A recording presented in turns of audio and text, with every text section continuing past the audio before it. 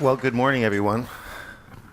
You know, it struck me as I listened to the last discussion that there are a lot of common themes that you're going to hear over and over. So we'll do our best to add a little bit of freshness this morning. One of the things I promised our panelists is that we're going to have some audience participation in the last 10, 15 minutes. So I'd like all of you, I promised my friends here that each of them will get at least one question from the audience. So please, during this discussion, think of one question. If you don't have any, I'll call on people. Well, listen, we've heard already this morning something that undoubtedly we all knew before we came in here, and that's that healthcare costs are out of control. And as an employer, you've got a situation where they're far outpacing GDP growth rates, far outpacing, in most cases, revenue growth rates, far outpacing the growth of wages, which creates a real financial mandate to manage aggressively the cost of healthcare benefits, which probably means shifting more costs to employees, and it undoubtedly means potentially reducing benefits. On the other hand, we've got to be competitive in order to attract and retain talent. And those two objectives seem in conflict. In order to reconcile that conflict going forward, I'm mindful of how Einstein defined insanity, doing the same thing over and over and expecting the same result. So this morning, we are blessed to have three excellent panelists with a wealth of experience in terms of managing and representing the interests of self-funded employers, employees, and retirees. And let me just introduce them briefly. At the far end, we've got Sally Welborn, who most recently was the SVP of Global Benefits for Walmart, probably took care of offering benefits to more employees than most employers in the world. 2 million globally, 1.5 million in the United States. Right next to her, we have Mary Beth Kuderek, who is the Chief Strategy and Financial Officer for the United Auto Workers Retirement Benefits Trust, where she's responsible for making sure that $58 billion of trust assets will take care of over 700,000 retired auto workers. And in the middle, we have Chris Chan, who's with the Mercer Innovation Labs, which is affiliated with the global consulting firm of Mercer. Chris is known internally as an innovation imagineer.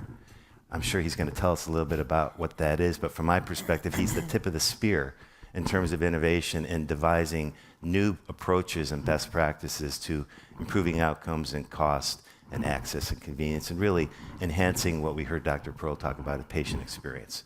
So let's start out with maybe a high-level question to get your perspective and level set on what good looks like when you're talking about an employer-sponsored healthcare benefits plan. What are the attributes? What are the processes? What are the metrics?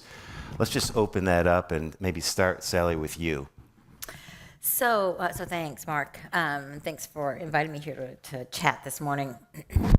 So I want to make sure we think about this there's two contexts here, and this particular conference needs us to draw that out. So when I think about benefits, I think about benefit design. What is the 401k match going to be? What is the health plan offering going to be? What is the disability and the life insurance? Who's going to get it? Who's going to be enrolled? What is the administration? That's a well-managed benefit plan. Within that, then the benefits that are offered have to be delivered, i.e. health care, the 401k plan. Does the 401k plan have good investments in it, et cetera? So there's a lot of different dimensions there. Within health care, a well-managed plan is one that is offering the benefits that meet the industry needs with respect to attracting and retaining the team, the employees that the employer wants, and is done in an effective way to meet the cost issues of the company and the cost issues of the employees.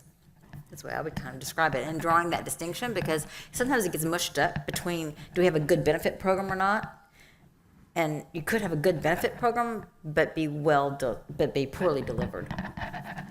And Mary Beth, in terms of looking at your focus primarily on people who have stopped working but still have an expectation of receiving good care, how do you look at that? Well, for us, it's similar to what Sally says, but probably a different lens and focus. as you mentioned, our members, that's what we refer to them as, our members are retired.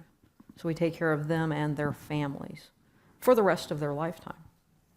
So think of us as kind of like Medicare from a purchaser perspective.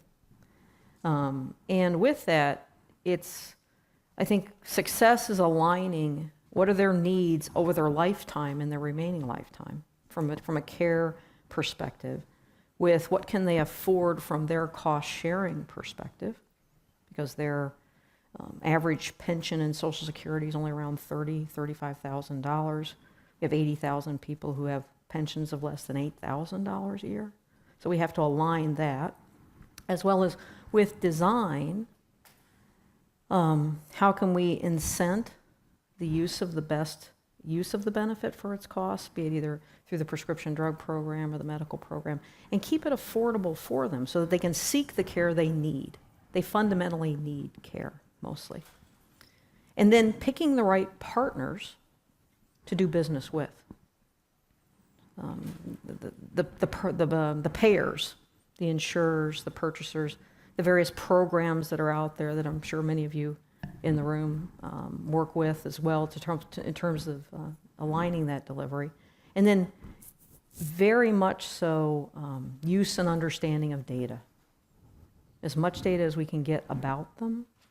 Obviously we have their claims data, we have the warehouse, et cetera, but any other data we can to help understand their needs, be it either surveys, et cetera, to be able to align with them. Chris, presumably as the innovation Imagineer, you're dealing with a lot of employers who consult with you and maybe don't know what good looks like, and they're looking to you to help them understand what the options are.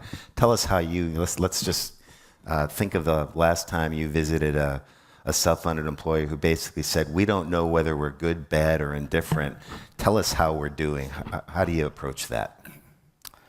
Sure. So there are a lot of ways to answer that question. I think the most common theme that comes up, most common challenge and criticism that comes up is around engagement. Do people pay attention? Are they responsive to the message? Do they take action when they're supposed to? And time again, we see poor engagement. And I think a lot of companies are looking to benefits or their partners to help solve a lot of that engagement problem, which is true.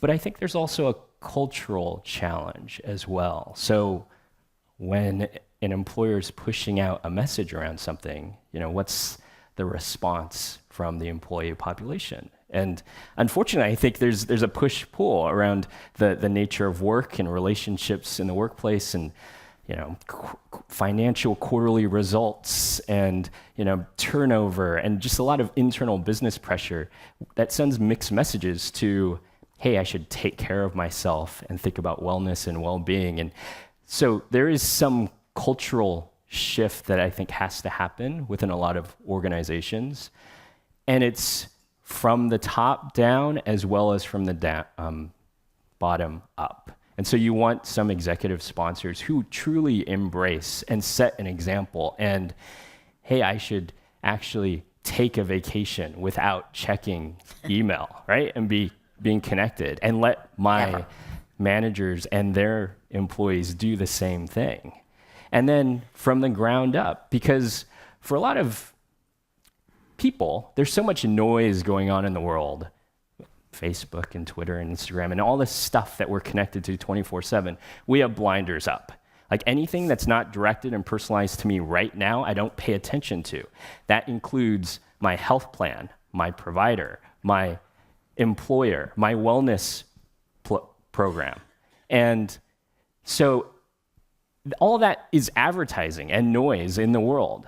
But if it's coming from the ground up from someone who sits across in the next cube or down the hallway who says, oh, I had this wonderful experience with this program that was offered through my employer, you should check it out because I know you're going through similar questions. That social vibrancy creates virality around messaging. And so both ways, top down and bottom up, I think are really important. So, So we Chris, heard, I'll just add to that, 100% agree that it is really that social connection that makes a difference. All of the programs that we had offered at Walmart, we had done all the classic communications and all the classic kinds of ways that you, quote, engage employees or associates, as we called them. And always the most effective is that peer-to-peer conversation. If it meant something to this person who I work with every day that I have a familial relationship with, because when you work together, you get sort of that familial relationship really often.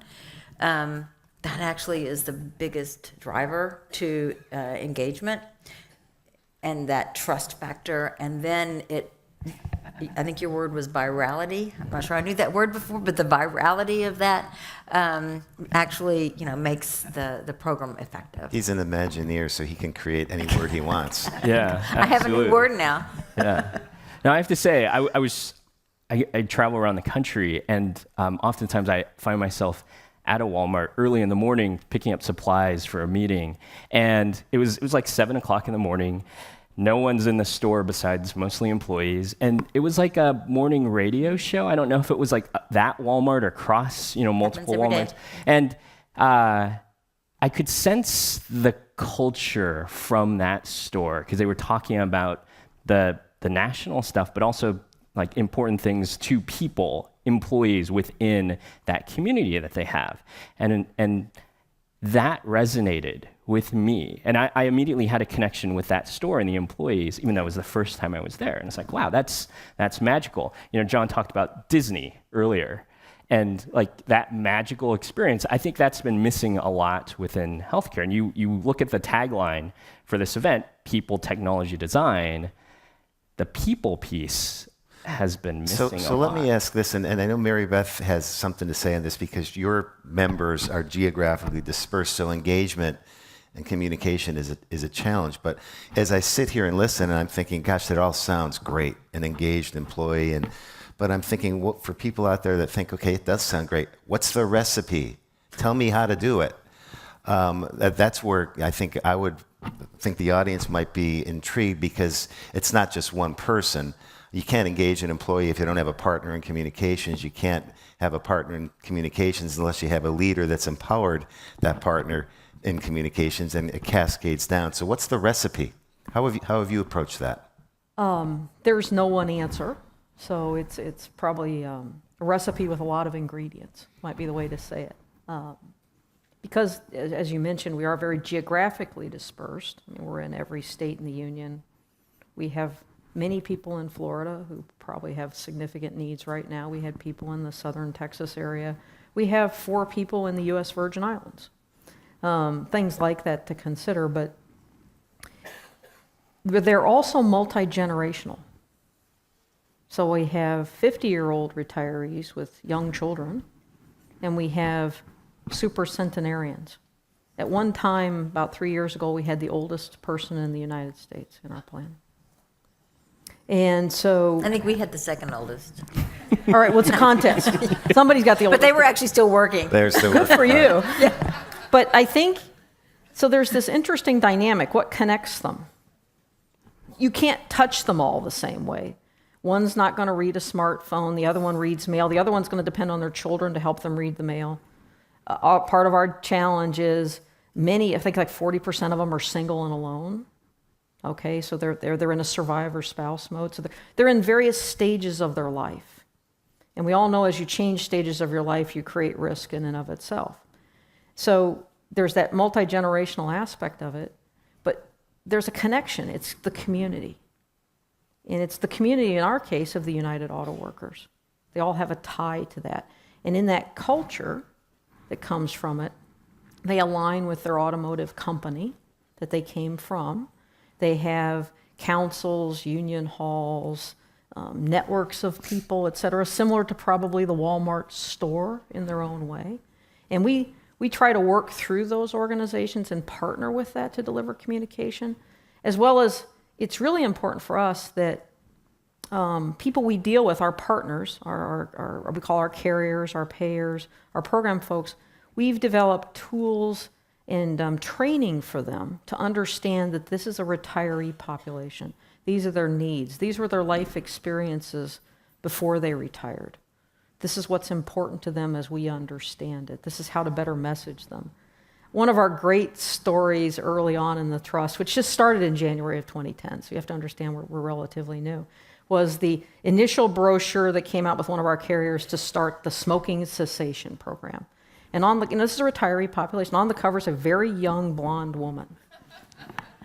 Okay, quite attractive, in a very, kind of summery kind of feel to it, et cetera. And we all look at it, and it's a brochure that's been very effective across the plans that they've used it for. And we just started laughing because it didn't align. It didn't align. And I'm sure something will align for the average Walmart, right? You're geographically, and so we know how now to talk to the folks that are in one particular area versus another area, and then within those generations. The challenge is reaching all of them, because when they're retired, they're dispersed, they travel, they have snowbirds, we call them snowbirds. I forget I'm in California.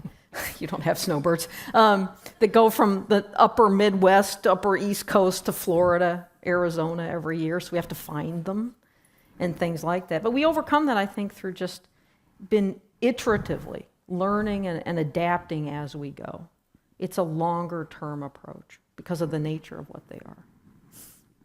So earlier we heard Dr. Pearl talk about unit pricing, and my perspective has always been, the first thing you do is try to create scale. So you create a provider network, and in exchange for volume, you extract discount. And I think we all know that there's a limit to the value of that. So then it's all about utilization. So when I think about the relationship between an engaged employee and managing utilization, I would think the best way to do that is to impose accountability, which means shifting costs, because if I'm now a payer, then as a consumer or as a patient, I will behave like a consumer. Sally, tell us a little bit about your experience there, because I know you were very innovative with the Center of Excellence program at Walmart. Yeah, I would actually go back to some of my experiences even at Wells Fargo before that, 10 years ago, when we innovated around, consumer-directed health plans. And we had patients for the very first time, or employees at the very first time, having exposure to first dollar payment for your prescription drugs, and that sort of thing. And the question you're asking, does that change the behavior of the patient? And the short answer is the data will tell us that, that's why there's so many companies that are in consumer-directed health plans that, yes, sure, cost shifting certainly saved employers a lot of money because there has been cost shifting, but it does encourage a different kind of assessment by the patient about whether or not I actually do need treatment, whether or not I do need that drug. Should I go to this drugstore, that drugstore? Should I get generic? Should I get brand? So having the consumer engaged absolutely makes a difference. Will that in and of itself change the system? And while I had hoped, that was my hypothesis 15 years ago, my hypothesis was that when consumers understand the fact that, an orthopedic surgery in one part of the county is $25,000 and the other part of the county is $12,000, that they will become livid and the consumers will want to change the system. And they didn't. And it's kind of like what Robbie was talking about earlier, is that consumers they don't know that just because it was $25,000 doesn't imply that it was a better surgery. They don't know, just as their doctors don't know, whether it was a better surgeon or not. So the engagement is not necessarily the important engagement that is totally missing, is not on the pay side or the who pays for what. The engagement that's totally missing is asking the question of, am I going to the right doctor? Am I getting the right thing done? Does that doctor know what they're doing? So, yeah, will changing the payment model, the benefit design, because that's benefit design, will changing the benefit design drive the right behaviors? A little bit, but it's not going to change the system the way it needs to be changed today. So getting back to an earlier comment about capitated payments, and the notion, if I now as a provider am at risk, that perhaps the best thing for the patient is to avoid surgery or to avoid a complex treatment. So it does appear as though reform in how we pay providers is going to lead to reform in how we deliver care. That's right. Let's talk about the influence that employers, as large payers outside of Medicare and Medicaid, how can employers actually influence the rate of or the pace of change as we move from fee for service to pay for value? Chris, what do you think? Well, I think in the world I operate in Mercer Labs, we evaluate all these emerging startups. We're like the Shark Tank function for the group. And so over the last 2.5 years, we've evaluated 400 companies in this space, all trying to solve some problem for employers. And there's well over 1,000, so we're not even halfway there. And many of these new startups are trying to sell into employers, providers, health insurers, anyone in the healthcare ecosystem. And I've had interesting conversation with them around why and how their business models adapt depending on the customer that they're trying to go after. And while health systems and insurers have massive amounts of lives, they're generally much slower to adopt and change and implement these new ideas. And so many turn to employers who still, on an annual cycle, that can be a long sales process for a new startup to try to work through. But then you get access to 5,000, 10,000, 1 million lives if you're able to partner with the right employer. And I think we're hearing from some on the panel, as well as Activision Blizzard and Google, who are thinking about some of these solutions, who the right partners are based on certain needs within their population, whether it's autism-related benefits, working moms who are having pregnancies later in life, musculoskeletal issues, cancer, like you name the condition, there's something out there that are trying to help solve something for employers. So inherent in that is this notion, though, that over time you're going to have much more flexibility in design, many more tailored solutions. The idea of offering consumers maybe something like an a la carte menu. You get core coverage, and then you can buy up if you've got particular situations. Have you seen anyone? Have you seen this kind of real flexible plan design yet, or do you think that lies ahead of us? I've seen one that's under construction. Let me just add, and it's very much under construction, so I can't really speak about it actually, but it's a long way off, and it's very complicated, and the actuaries in the room their heads are exploding right now on some of these things. But just first, in case anyone has the misunderstanding, you could be the largest employer on the planet, which is where I was, and you still have no leverage. You have no leverage. So if anybody thinks that just because size gives you leverage, the answer is it doesn't, as an employer. The leverage lies within a lot of other entities. So relying on leverage as being, or size, or pushing the market that way is not going to solve the problem. You actually have to kind of go back the other way and look for pick your battles and think about where you can actually make a difference. How can you do something differently and not use leverage, or maybe get outside of the system that you're trying to change, right? And do it just a little bit differently.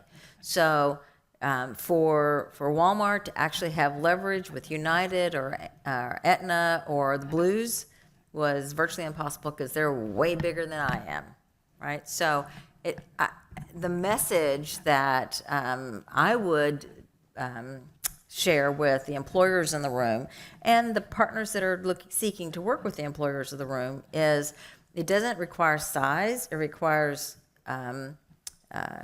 chutzpah, I guess is the first word that comes to my mind. It requires a little bit of energy of trying something different and doing it, not necessarily waiting for the size or the leverage of a big carrier, not waiting for your, being able to change the big carrier, because that's not going to happen, but it requires changing something separately, differently, and focusing on it from a different angle and not trying to just change the whole system. So you both strike me as having a little chutzpah, so why don't you give us some examples?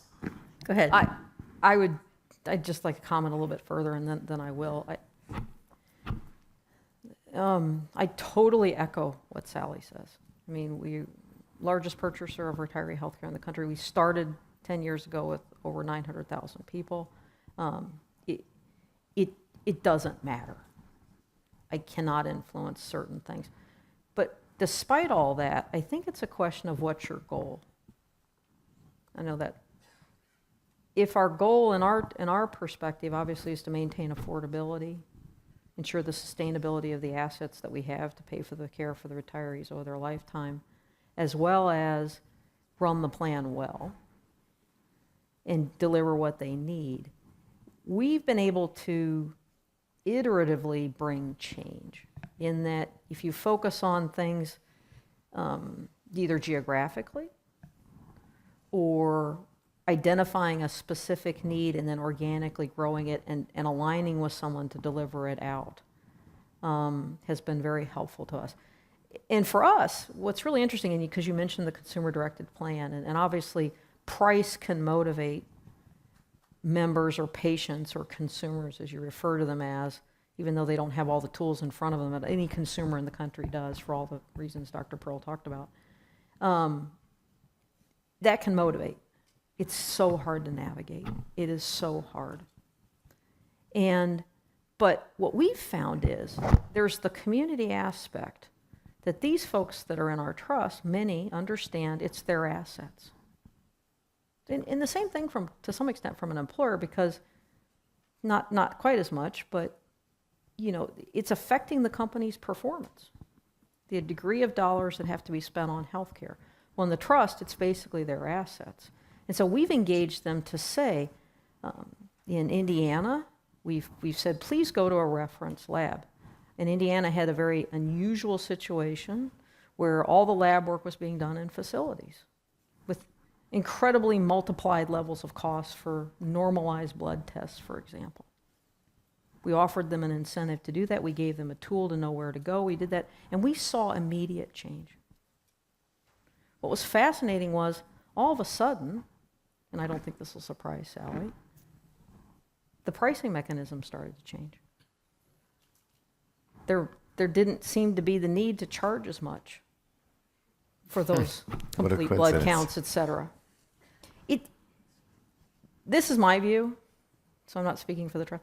I think it's throwing pebbles in a pond and watching the ripples just keep getting bigger and bigger and bigger. And there's not one big rock.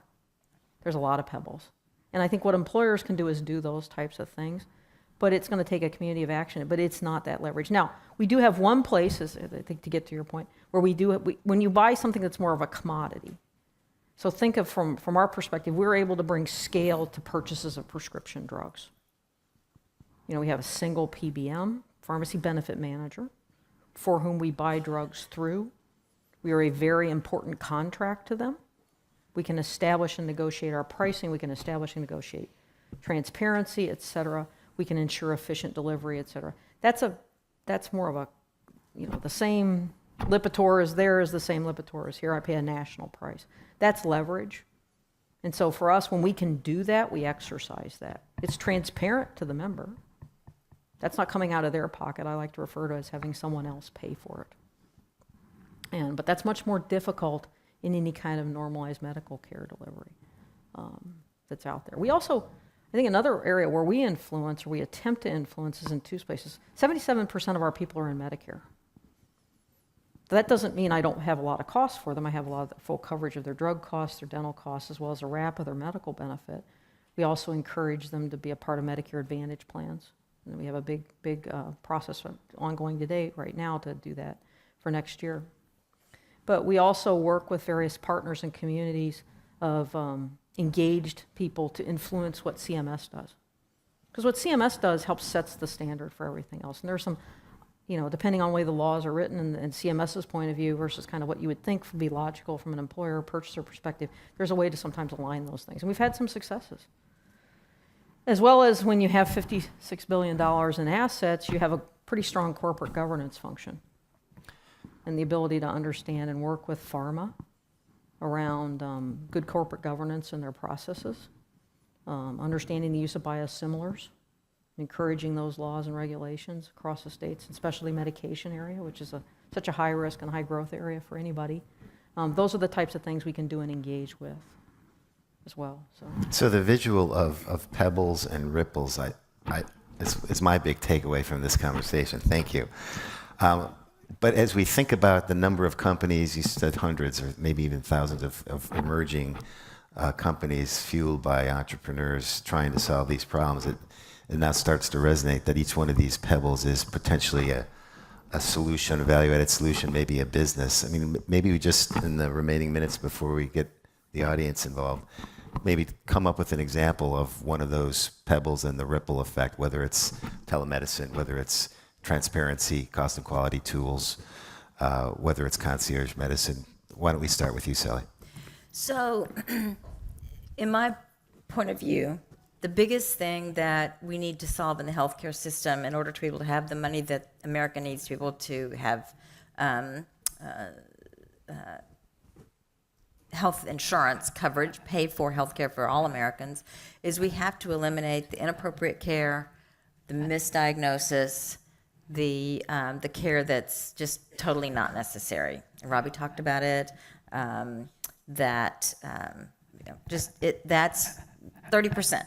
30% could be taken off the top if the doctors would just do what they said, not 30% for choosing wisely, but if the doctors would just follow what they said in choosing wisely, we could take 10% out of the healthcare costs. But the doctors aren't even doing what they said they should do in choosing wisely. So a couple of the places where I've seen making some movement, helping employers get to helping their employees, patients, avoid that inappropriate care are through programs like Grand Round, Second MD, which is the, I don't want to call it concierge medicine, I will call it second opinion kind of medicine, but it's actually not just second opinion, it's actually finding clinicians who are expert in their space, who are committed.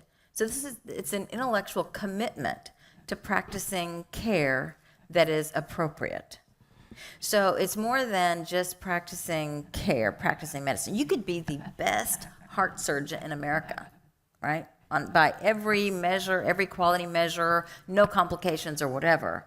But if you're doing heart surgery on people that don't need it, you're actually practicing inappropriate care. And so let me just maybe push on that simply because I believe, and I'm sure if there are physicians in the audience, I have some in the family that understand what you're saying, but is it they're practicing inappropriate care because there's a data problem or there's an issue with clinical decision support at the point of care, as opposed to, well, I'm a businessman or businesswoman, and if I deliver this additional unit.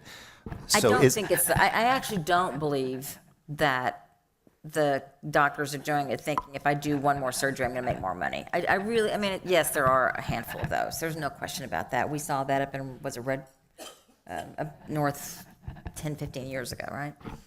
But that's not the big driver. It's more about it's practice patterns. It's I'm a surgeon and a patient has been referred to me for surgery, so what am I going to do? I'm going to do surgery, right? And what am I paid for? I'm paid for doing surgery. I'm not paid for assessing this patient for whether or not they do surgery. So we take ownership or responsibility for we've been paying for it wrong. So it's not that they're just doing it because they should, and it's not necessarily, although some doctors would say, or some providers would say it's to avoid malpractice, that actually isn't it. It's just, that's the way they've always practiced. They don't have access to evidence-based medicine. They don't have any, how can they possibly keep up with everything they need to keep up with in the evolving medical field, right? And they aren't using the EMRs are not set up to give them information in the right way at the right time to say, hey, did you know you should change this now? So there's a lot, the whole system is not supporting those decisions. Chris, how about you? I mean, speaking of pebbles, you had Amazon post a job with a reference to pharmaceutical expertise early this summer, and that had the ripple effect of -4 and 7% on, ESI and CVS. And so I think one of the things that we're going to see is new entrants, non-traditional competitors into the healthcare space, whether it's Amazon, Apple, Google, Facebook, who have a relationship with consumers and are trying to help reposition that to patients. And I always thought about Walmart's role in delivering primary care and having your clinics in those communities. And so you got tech-based and physical, in-person new competition within this space. And I think those are going to create huge ripple effects on the overall infrastructure. So just to add to your question, that and Robbie said this, the doctors don't have any idea about who they should refer to either, right?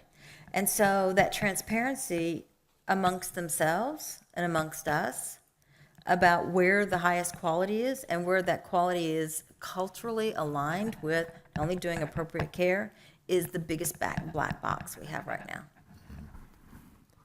Well, Sally stole my answer. Oh, that's all right. I was going to. Well, I'm glad we I guess agree. I don't mean it. I think the ability and one of the most amazing things about working in this space is it's so personal. We all talk about healthcare, but we all experience it. We all experience it in our own ways. We all have the stories, like Dr. Pearl talked about. So I think when I think about our members, whether it's the 700,000 or the ones that I see that have had the challenges that have been referred to here and that we end up still paying for because that's what we do. To me, it's the transparency and understanding of how to navigate the system. And with that, knowing that when they do get sent or choose, or really do they understand, as incredibly well said, is it really a choice? You go to your doctor, he says, go here, you're going to argue about it? In all reality, you're more passively engaged.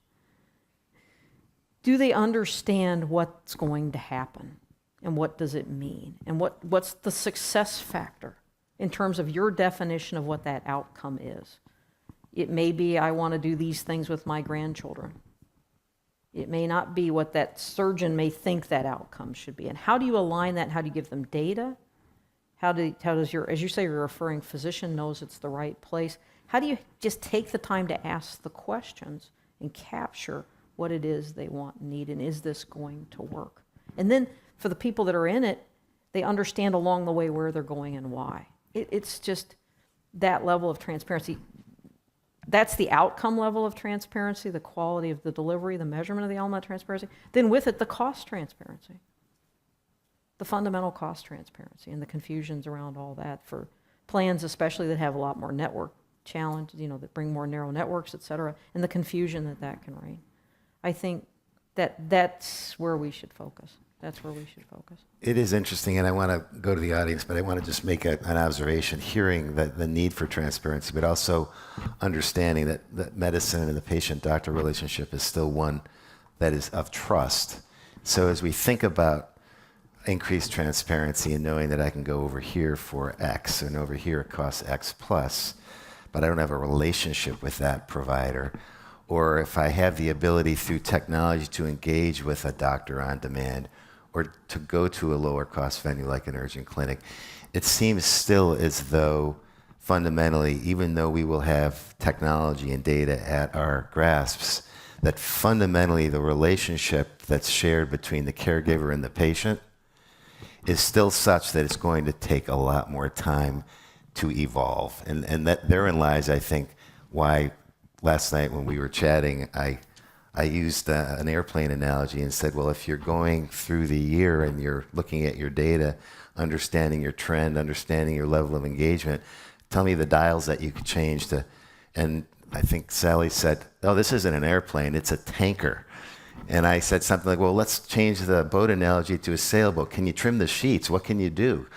And I think maybe one of the things that I've learned from this discussion is patience is required. because it's not going to happen quickly. I don't want you to walk away with the perspective that I'm talking just about price here. Because to me, the transparency really is in the navigation and delivery of the care and the understanding of where you're going. I mean, it starts with things as simple, and you heard choosing wisely this morning, and the answer. We gave 400,000 of our members a card that says, these are the 5 questions you need to ask your physician. I mean, we got to go back to basics. And these are things like, you know, how much is it? Do I really need this? It's the basic questions.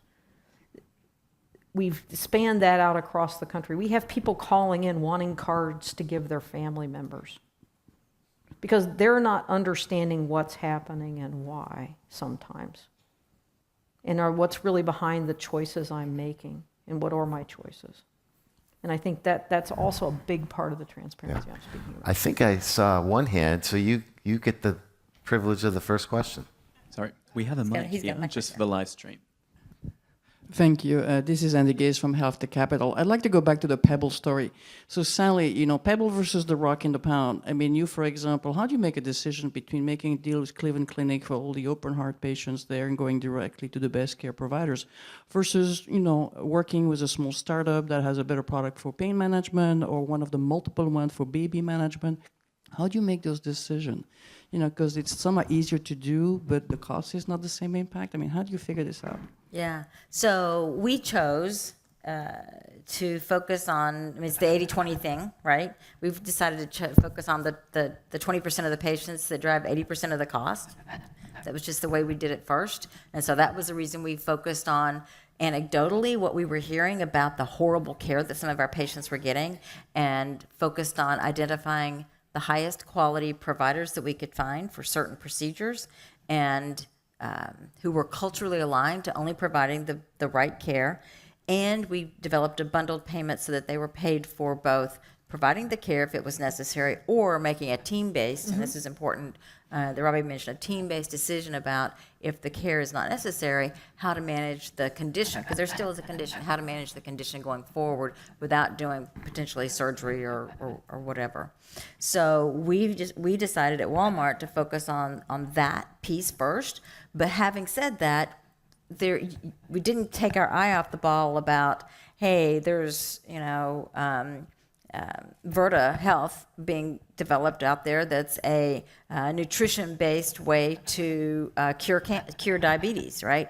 So you got to keep the eye on the ball of all of those kinds of things. But truthfully, honestly, Walmart has a lot of employees and not a lot of them are in the benefits department. And so we had to make our choices about where the most important time is spent. And a quick follow-up question. What's the role of the GIF, the Virgin Pulse, all those guys who are trying to become the expert that aggregate for you those best practice, which in some ways is a barrier to innovation? Say the question differently. Are you asking, were those a barrier to innovation? No, I mean, most of Walmart is unique because you can't afford to have a lot of people experimenting, but most VP of HR don't have people to investigate all these different new approaches there. Right. So there has been an effort for people like Jeff Caslight to become the one that does the testing and make the recommendation and integrate them together as opposed to the employer making themselves their own pilots. Yeah, I think that there is a role for that, those as they continue to develop and build their platforms out and have the right analytics to support for the employers that won't be able to make a bet on the come, right? So that's a big challenge in the employer space where they can't just make a bet. They have to actually be pretty certain that whatever they're investing in is going to give them the return that they need. I think it really is the juxtaposition, as we were talking about before, the consumer engagement, how much we want the engagement, and how much help we're going to provide the consumer, guidance we're going to provide the consumer so that the patient doesn't have to actually become the expert. I mean, we've recently, this is not what I would call scraping leading edge innovation, but engaging care navigators for our highest cost people. And one thing I would say to you, in addition to the actual navigation, the help of the actual people that are going through these much more traumatic situations, both at high risk, and we've tried to elevate it down, take it down into the more moderate risk level, is as a design and as a plan, we've also been taking away from all those individual stories that we hear about a lot of things that we can then feed back into our design to help improve things. We've learned, we didn't realize we didn't cover that, we didn't realize that was how difficult that was to do. And so I think the more you can get out and engage and try and understand their individual experiences, and how can those individual experiences, those people who need the most help and navigation, to improve for the all. And I think that can be done on a small level, and it can affect a large group of people. We probably have time for one more question. Okay. Hi, thank you for this wonderful panel. My name is Sangeeta. I'm founder of HelpSee, and I'm an integrative medicine researcher in symptom management, and I'm a cancer nurse. So what I have seen is that a lot of evidence-based integrative modalities are extremely effective when it comes to symptom management and when it comes to long-term care. Between 40 to 80% improvement in symptoms without using herbal remedies, I'm talking about. And these we have looked at larger populations too and seen it to be effective. What can we do to encourage more of these modalities and more coverage for these for our employees, for our people, because it leads to significant reduction in cost between thousands of dollars and less than $50 in many, many cases. Well, I think obviously seeing those results is helpful over time, over enough of a large population. And then, what's the employer's role in helping deliver that? Does that need to be integrated with providers also delivering care, whether it's treating physicians or nurses or other care team members? How does that business model scale? How is it priced? Can you provide coverage to 1 million lives? How does that break the system? What are the pitfalls there? And so probably easier for smaller employers in more geographically focused areas, but certainly I think pebbles like that can have ripple effects on the entire ecosystem. Thanks very much for that question, and my sign is saying we're out of time, so join me in thanking this panel. Thank you very much.